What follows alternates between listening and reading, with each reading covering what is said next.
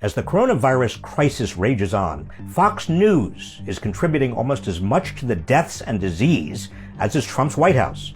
Trump spouts a shocking amount of misinformation during his daily press briefings. And I think we saved hundreds of thousands of lives by acting very early. But it's Fox News' equally misleading coverage of the crisis that closes the lethal circuit of lies.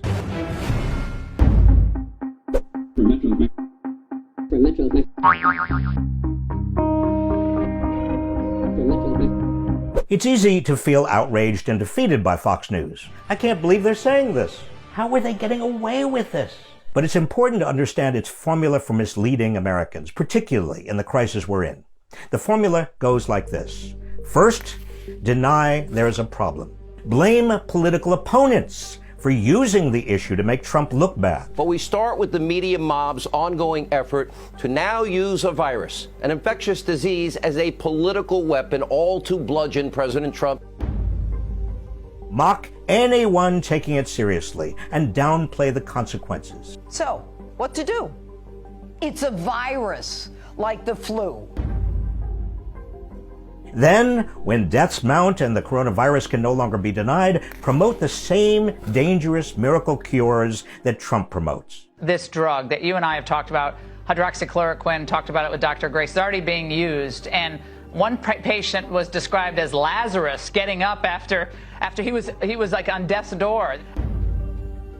Third, attack the experts. Question what public health experts recommend, such as social distancing. Although intuitively, I think it probably seemed like social distancing would be necessary. There was no real scientific basis for believing that.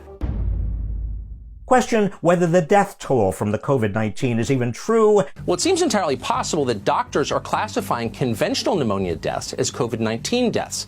And broadcast misleading graphics. Attack the experts themselves. Where did politicians get the authority to do this?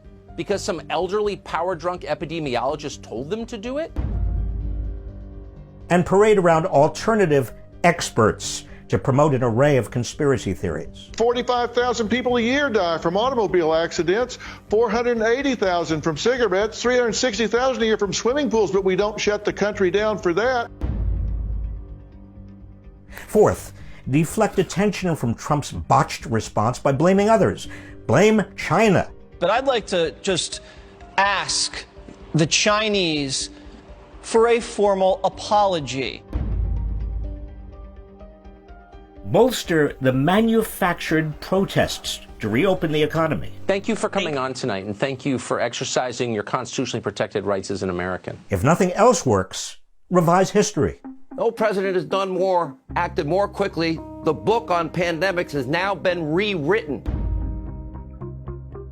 Finally, make reopening the economy about freedom and attack Democratic governors who are trying to keep people safe. When the coronavirus hit Michigan in force last month, Whitmer had no clue what to do. So she responded with a mixture of comical ineptitude and a weird kind of arbitrary fascism. That's Fox News' tried and true formula, folks. Deny, promote quack remedies, attack the experts, blame others, and change the subject to freedom. It works for Fox. It keeps Fox viewers. It helps protect Trump. But it is making a deadly calamity even more deadly. Polls show that a majority of Republicans think it's perfectly safe to go to establishments like nail salons and dine-in restaurants. And a new study found that Sean Hannity's viewers were less likely to adhere to social distancing guidelines. Meanwhile, a conspiracy theory peddled by Tucker Carlson made it all the way to the White House. The work in that lab, including its research into disease-carrying bats, was funded in part by you. Where it fell on Trump's receptive ears and led him to yank a multi-million-dollar grant to an organization on the front lines of coronavirus research. In theory, the FCC prohibits broadcasting false information about a catastrophe if the broadcaster knows the information is false and will cause substantial public harm if aired. But Trump's FCC won't do a thing. And Fox News has no broadcast ethics. It has no journalistic integrity. If this formula of deceit shows us anything, it's that they know what they are doing and they don't care who gets hurt. So what can you do? First, make a ruckus. Speak out. Write letters to your local paper and local Fox News outlets. That's precisely what forced Fox to cut ties with Trish Reagan and with 5G conspiracy peddlers Diamond and Silk. Second, boycott Fox's major advertisers. That helped get Bill O'Reilly off the air. Third, leverage your power.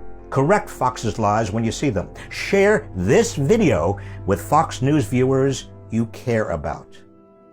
You might just save a life.